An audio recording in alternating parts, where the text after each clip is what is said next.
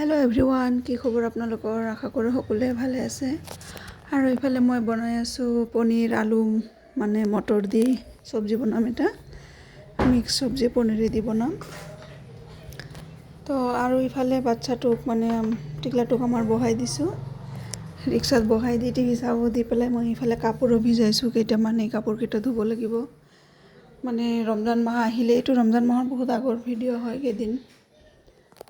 তাৰমানে ধোৱা পখলাটো থাকেই, হয়নে নহয়? ৰমজান মাহ আহিলে বা ঈদ আহিলে মানে গোটেইখিনি নুধুলে আকৌ ভাল নালাগে।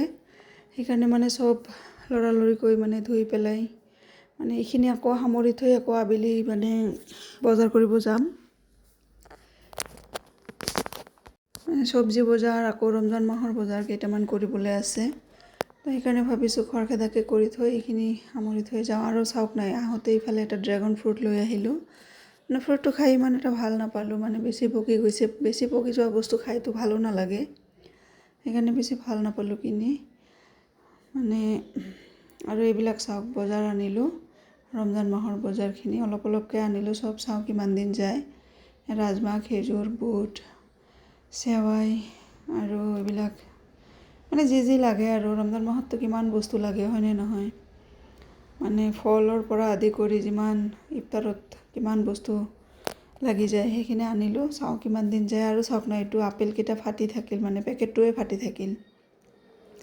আহোঁতে হাতৰ পৰা পৰি গ'ল পেকেটটো, ফাটি মানে একবাৰে কি হৈ গ'ল। আৰু এইবিলাক চেৱাই আনিছোঁ,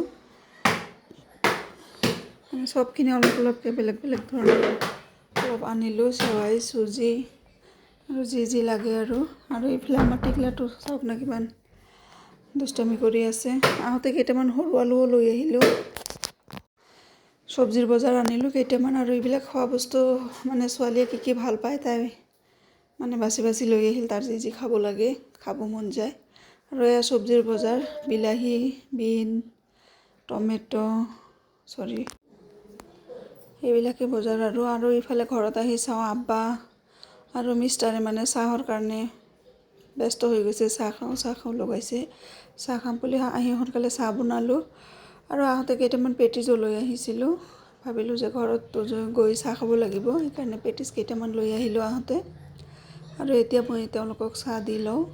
তো আজিৰ কাৰণে বাই বাই। আপোনালোকৰ ব্লগটো ভাল লাগিলে লাইক, কমেণ্ট, শ্বেয়াৰ কৰি দিব প্লিজ।